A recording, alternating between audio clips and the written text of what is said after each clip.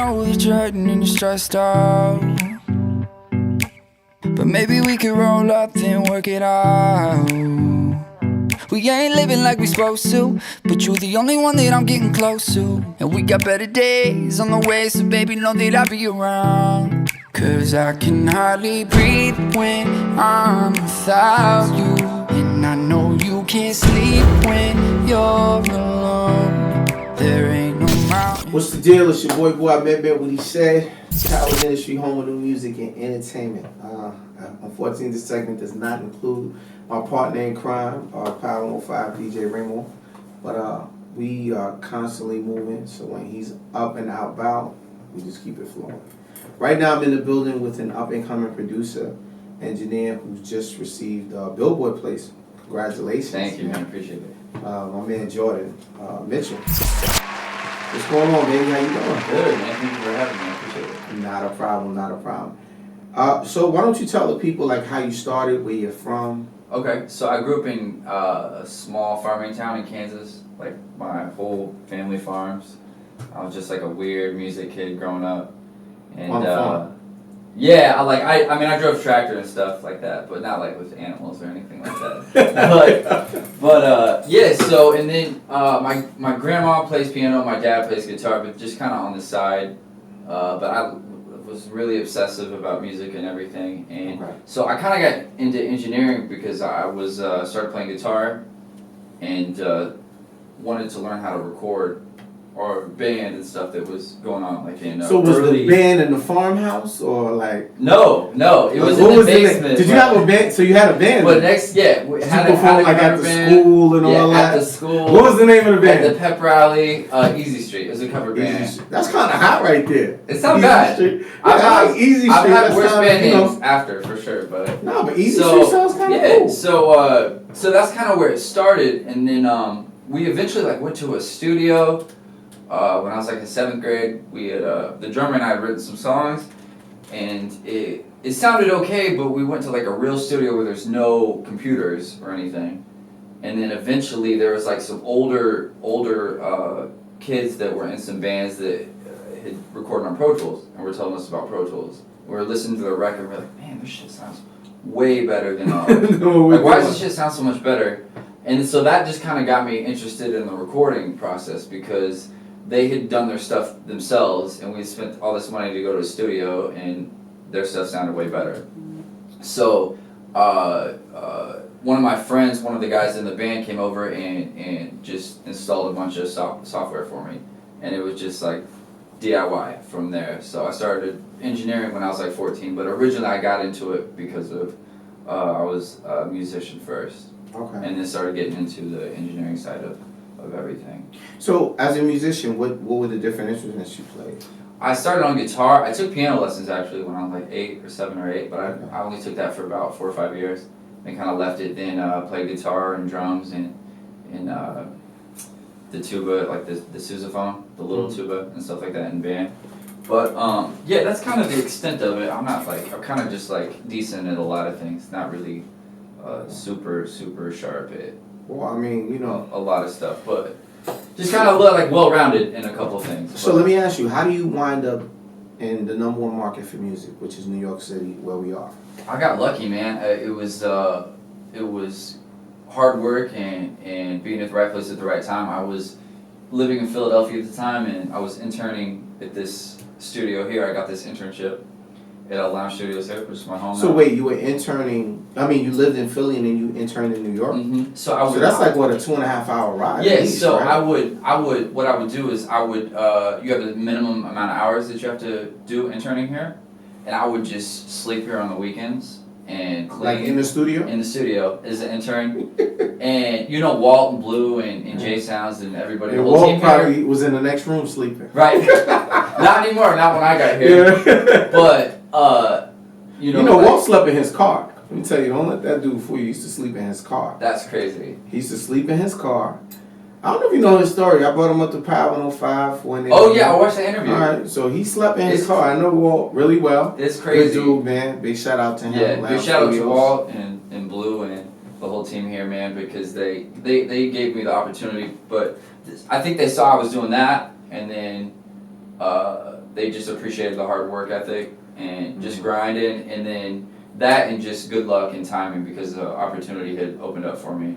Okay. Like So the you job did your opportunity. intern. So let me ask you a question. With your intern, were you in school or he just said, you know, I'm gonna grant you kind of like, you know. Well, it was, I kind of got like the heads up from one of their engineers was leaving Okay. ahead of time as I was kind of started interning, but I kind of didn't know when the timeline was, so they were just like, just look out for this Just opportunity. waiting. Yeah, look out for this opportunity. So I knew like early on that it was probably gonna open up for me there. So I just kind of stuck it out and was lucky enough to end up here. And this is my full-time gig now at Lounge Studios. So Wow. very fortunate. So you go from being on a farm, Mm-hmm. you're 7, you are doing music, you're in high school, you finally get your experience at a studio, they work you on the computers, upload some software, you wind up here in New York, commuting all the way from Philly. So in doing that, who have you worked with since you've been here? I've been fortunate enough to work with a lot of people, man. Let's talk about, you know, I know you've worked with a lot of people, but, you know, give me at least your top 10 that you've worked with. Top 10? Aloe Black is definitely up there. He's the reason that I got the plaque, and I saw the Hamilton mixtape just went gold, so we get another gold plaque, which is dope. But he's probably my favorite person. Cyndi Lauper. You work with Cyndi Lauper? Cyndi Lauper. Girls Just Want to Have Fun? Yep. Cyndi Lauper. So her son is you know, I met him. Her son's a rap artist yeah. that I know pretty well. So I started recording him a lot. He started coming through, and then one day I just get this random phone call, and it's Cindy's manager, and she was like, "Hey, you know, her son really likes recording with you. Cindy's looking for a studio," and she just came in, and it was just kind of a writing session, so it was pretty chill. But and what does a writing session entail? And this is for the people that don't really know these, because we get a lot of people that are watching these interviews, and they, you know, these artists, they don't know these engineers, people Right. such as yourself coming up, like. yeah, I don't think You people, and I didn't realize at the time like how much sometimes work goes into a song before. I mean, like, you know, some people will book 2 hours to cut a record, but some songs book 8-hour sessions to write one song, like before even cutting it. Just working on melodies.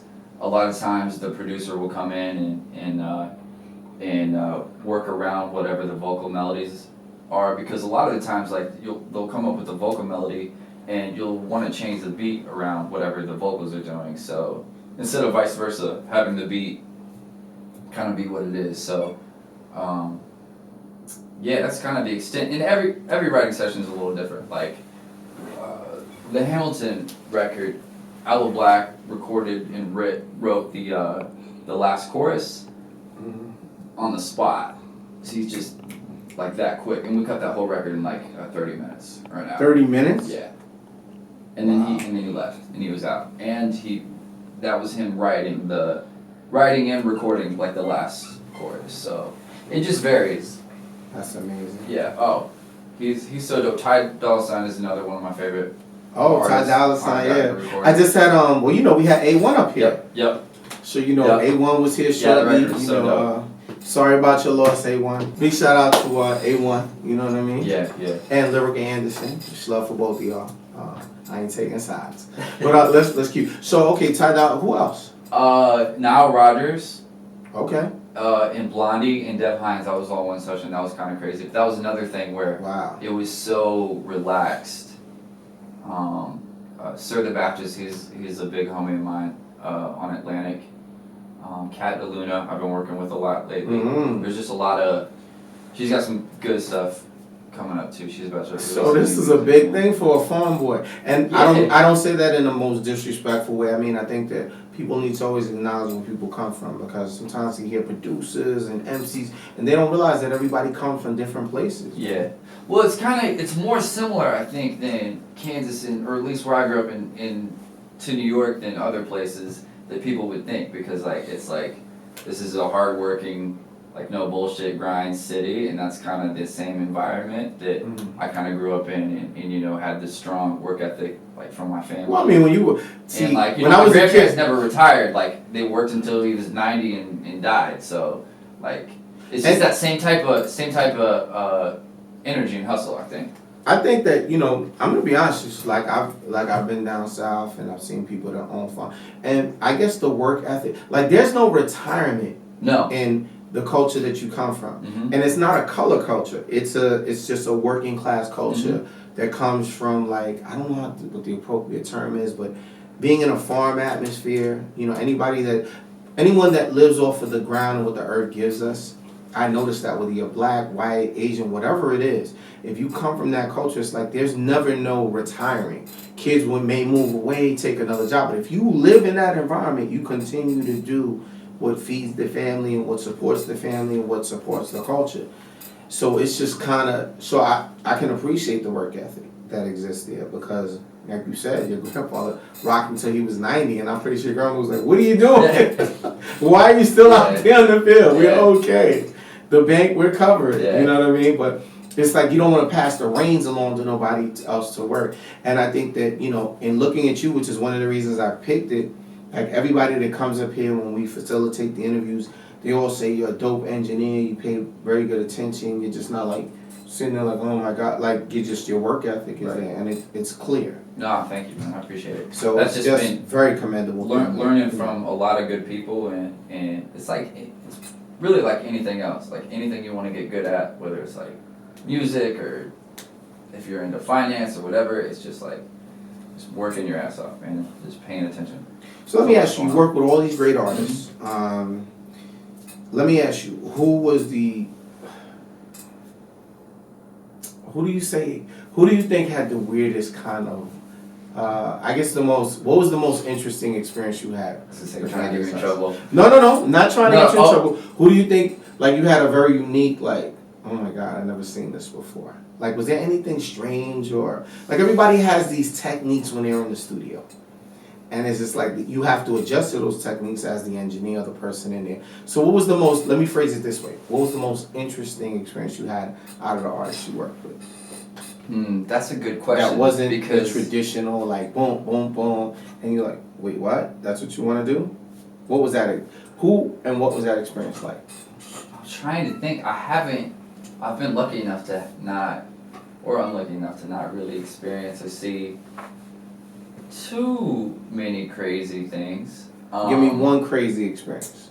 You know what? To safeguard your profession, just give me you've already named them, right? So give me the experience without giving me the name, because then our audience will be able to, like, who was that? Oh, yeah. I mean, there's just, some people are weird about, like, certain things in the room.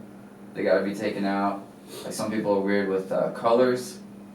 Okay. Or, like, the candles are weird, or the scents are not, like, we have to go get different candles and stuff like that. So you have to run and go get, like, different candles or, and depending on, that's a high profile, I had somebody want, like, the foam, like, that we have that's in the booth out, because they didn't want to, breathe in the dust and stuff like that. Like, they thought there was dust. There's just some weird stuff. But artists are weird. They are. And then as an engineer, it's like, man, this person's being a pain in the ass. And then you can see him work sometimes, and you're like, all right, that's kind of like, amazing. dude, I'm just supposed to be on the computer, fixing, and you talking about you need ice with no water. I don't know. Yeah. Oh, that would be easy. But I bet our interns and runners would have probably better stories about, like, I got you. having to go get like weird recipes. So what was your most fun experience? Let's say it there. Who did you have the most fun with? What artist did you have the most fun with in the studio? And why? I would say Tank. Oh, he's hilarious. That's my boy. Tank was so cool, and at the time, I'm sure he probably knew, but I was still technically, like, interning. And this was kind of like the practice run. I didn't know at the time, but because I'm, like, out in the lobby just, like, Windexing glass, and they're like, so you're Windexing glass, and then, like, you want me to master that beat? I'll be right up. They came in and said, you have Tank in 2 hours. You're recording Tank in Ivory. So, like, it was like, I knew kind of what, because, if you got to be able to get through it. It was a little bit harder because normally I say 90% of the time I just do vocal recording. It's kind of like my specialty. But he had a bunch of gear, and he brought in a song with Wale and came in and was like, we have to get this show track ready for, he's playing on the Today Show the next day. Gotcha.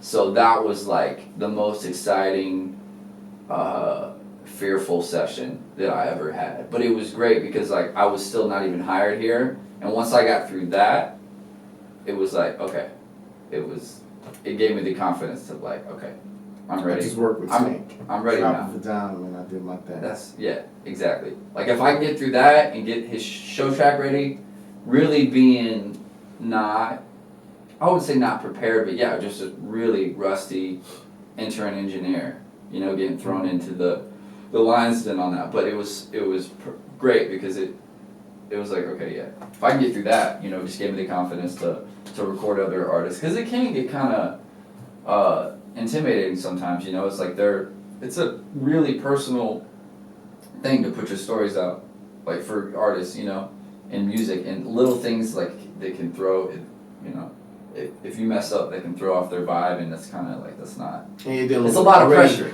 Yeah, I mean, you're dealing with a lot of artists who come from tons of different studios, who are, That's true who are too, very yeah. experienced. So then, if you're not as experienced, you're kind of nervous. You're just like, what if I push the red button instead of the blue button, and then they catch it? They might not want me out, you know. So I completely get it. So let's backtrack to, so now you're more seasoned, you're more experienced in doing what you do. Mm-hmm.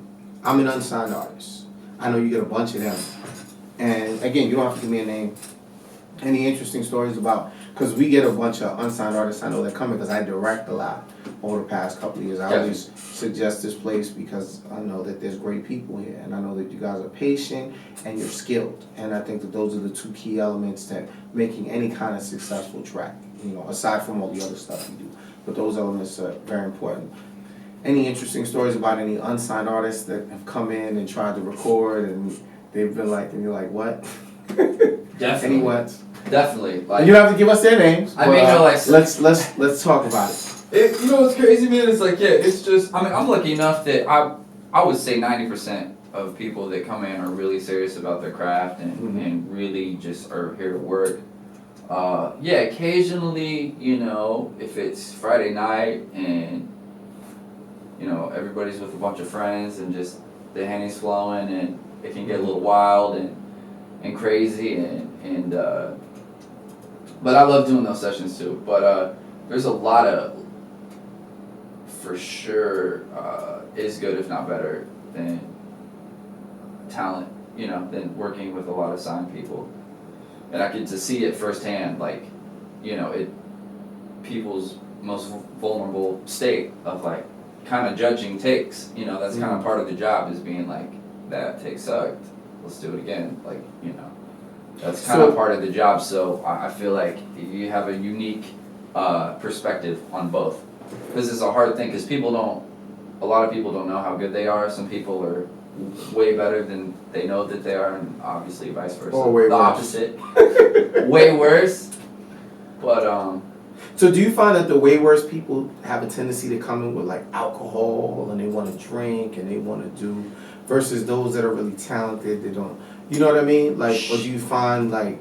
Sure. I would say it's probably balanced. Like the talented people that are really good, yeah, they'll drink, but they're not gonna get too drunk to record, or too high, you know, too fucked up or whatever. Or yeah, some people that aren't very good will have, you know, a lot of girls in here screaming loud and they can't really hear what they're doing, you know what I mean? So the focus kind of changes between like the party studio session and getting the work done. So yeah, there's definitely the better artists like don't mess around when it comes to that. So those are the ones that come in with the weird request. And I've noticed that like genius just comes weird. You For know sure. What I mean? Genius just comes weird. It's just like, you can't believe the stuff they ask you to do, but I guess it's a part of their chemistry. Yeah, definitely. So what would be your advice? I'm an unsigned artist. I'm going to come in here and record. What would be your advice to me if I'm coming in to record here at Lounge Studio? My advice would be to, especially if you're really good, like normally, you know, you've had to put in a lot of work to your craft, but you have to put in, I would tell you have to put in as much, if not more, into like pushing yourself and marketing, like once your music is out, because nothing's going to happen. Like, You have to that grind that you had writing those songs and making your EP. You got to go harder after your EP's out and push it. And I think a lot of people that are really good kind of get frustrated when they put something out and then post it one time, and then like, okay, nothing happened. Like, you really need to, I mean, send it to get people's email. And if you annoy them enough, like, not to say that that's the way to go, but just there's people that have gotten deals like that. And if you're good enough, you have a chance at doing that. I feel like a lot of it is just, I feel like people don't grind as much after the music is out. And vice versa, people that music is maybe like not that good, but then they're like popping and doing really well. It's because they work their ass off in marketing, and they're hustling, and they're at events, and they're meeting people and making connections like that. And I've always said that to people: hard work beats talent any day. Always. And people have not been able to embrace that and understand that. But it is what it is. Mm-hmm. So let's jump to this. I'm an unsigned artist. You create beats. I'd like you to show me how you create a beat. Okay. For an artist that is coming in and saying, "Yo, check this out." Like, walk us through the process. Could you do that? Yeah, for sure. All right. So let's entertain that. Gotcha. It's gonna be a little different because I usually, I try to, if I know the artist, I'll try to come at them with something already made. But occasionally, if somebody wants to make something from scratch. So Jordan, now I've asked you to show us how you would create a beat. I'm an artist. I'm like, yo, I need a beat or something, man. I need to spit, do my thing, son. I'm here, man. Yo, show me something, man. I got about 5 racks in my pocket. What can you do, beat? So basically, what I would do is kind of get a similar artist vibe, like the artists that they sound like or stuff like that. And I always start with drums usually. So I create a drum loop and then kind of build around that. So yeah, so I'd start with that and kind of get the basic tempo, and then so I'd start with the drum loop, and then I would just kind of start.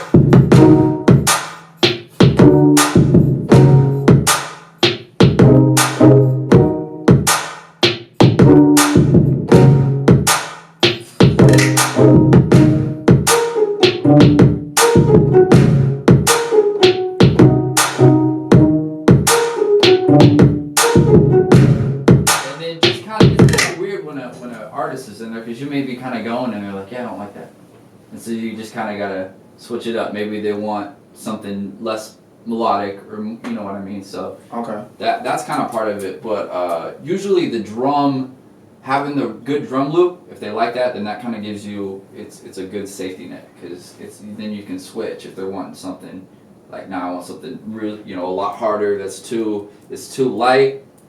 Okay. It's an easy fix, because you can use the same drum loop and just you know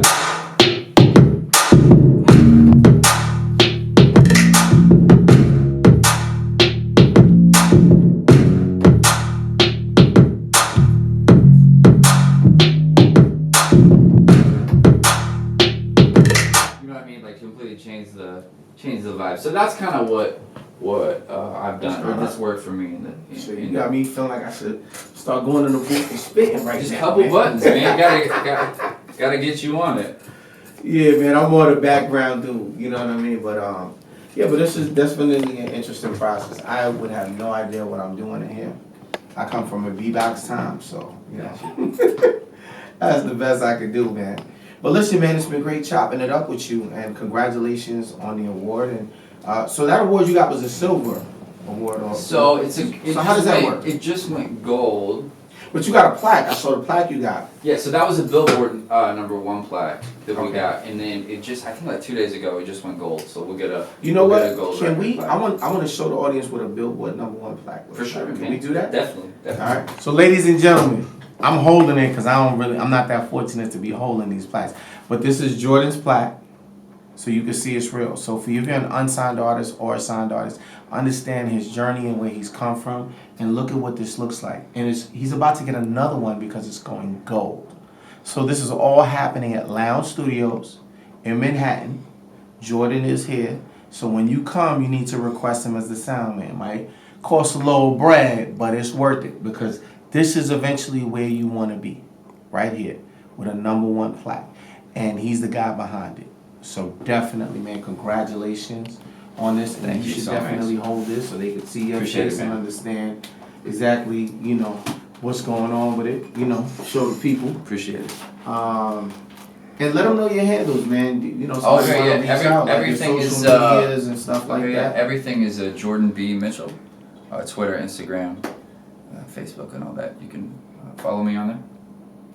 He even has an artist name already, Jordan B. Mitchell. Jordan B. Mitchell. To So take that's this what to it the is. bar, pick up woman. Pick up women. Yeah, yo, you know what? I need to buy that. I'm just playing, baby. I'm just So playing. corny. But thank you for hanging out, Powers Industry. We do more than just talk about known people, everybody coming up in the game, man. These are the people behind the scenes that are making it happen, man. Thank you for logging in, watching the interview. Enjoy Appreciate the you best of having luck to me. you. Congratulations on Appreciate it. going go. Thank you.